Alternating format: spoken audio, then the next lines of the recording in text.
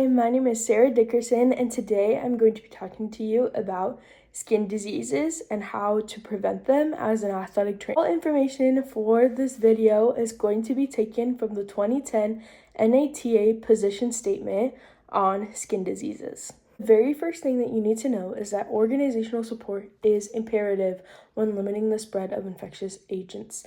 This includes athletic trainers, sports admin, custodial staff, athletes themselves, coaches, team managers, people that do the laundry, and anyone else that might be involved in your sports staff. Together, that staff can ensure that the athletic training facility, locker rooms, and all athletic venues are kept clean. This is vital, especially for high-touch areas, such as doorknobs or hand railings. It is also important that in any of those areas that need to be cleaned, that there is a cleaning schedule that is followed by whatever staff is going to be working in that area. It is also important that any disinfectants or detergents are registered with the Environmental Protection Agency and that you follow any directions that are labeled on the bottles for that cleaning product. It is also super important for anyone on that staff or within the athletic training facility or sports facility to practice good hygiene practices. This includes hand hygiene, which is just washing your hands. Steps for washing your hands are super important and they follow this step guide. Wetting your hands with water, pumping the soap into your hands, and then washing and scrubbing your hands for at least 15 seconds.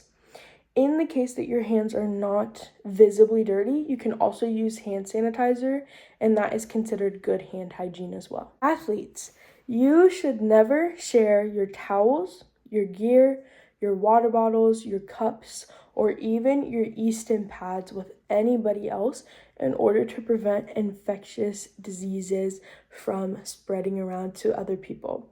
It is also super important that you report any sort of abrasions or skin lesions that may be looking a little funny to your athletic trainer to make sure that they are not a skin disease. Athletic trainers can also follow up with their athletes on any of these topics.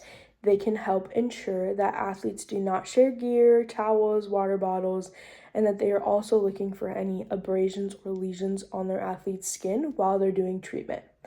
It is also important for athletic trainers to limit the use of whirlpools or other tubs if the athlete has an open wound. Athletes with open wounds should not get in any of these tubs, so it's important that we ask and double check that our athletes don't have any wounds that are open on them before getting into a whirlpool or any other tub. Now, there are 3 types of infections that are considered skin diseases. The first one is bacterial infections. This can include something like impetigo. There's also fungal infections such as tinea capitis, and then there's viral infections such as herpes. Not only is it important to educate anyone in your sports facility on the infections themselves, it is also important that specific roles have specific education. This can include any sort of sports admin. They need to control infection control policies.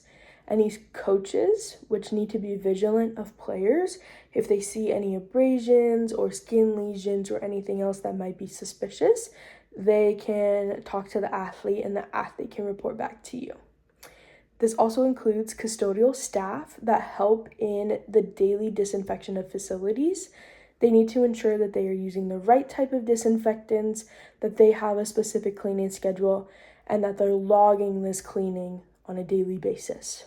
And this also includes the athletes and their own personal hygiene, ensuring that they're educated on what to wear, making sure that they're taking showers regularly, especially before coming into the athletic training facility, ensuring that they're not using the whirlpool if they have a wound, and that they're not sharing any soiled clothing, water bottles, hairbrushes, toothbrushes, anything like that with one another is super important.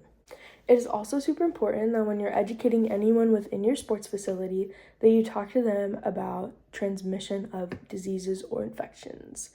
This includes talking about the source of agent, that there needs to be an adequate susceptible host, and that there needs to be a mode of transmission for the agent to host.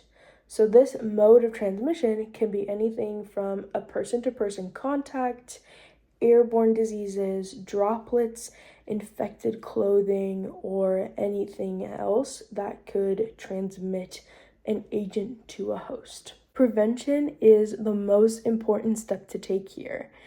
First, you need to be committed to preventing disease transmission. And not just you as the athletic trainer, but everyone within your sports team, including coaches, staff, custodial teams, and your athletes. Everyone needs to be on the same page. There also needs to be standard precautions and preventative measures in place, and they must be normalized. So ensuring that you are asking the right questions or giving good reminders is super important. Next, you need to educate those around you, your staff, your athletes, even your friends or families at home. The more people that know, the more this information will get spread around, and so people can help prevent these diseases from occurring more normally. And the last thing is to practice good hygiene. This includes your hand washing that we talked about earlier in this video, but this also includes washing your face on a regular basis, ensuring that you're taking a shower after you're all sweaty and gross at the end of the day, ensuring that you're brushing your teeth, ensuring that you're washing your clothes and not wearing them if they've been soiled, ensuring that you're washing any towels that you're using. Anything to keep yourself clean and to have good hygiene is super important, not just for you as the athletic trainer, but for everyone around you as well.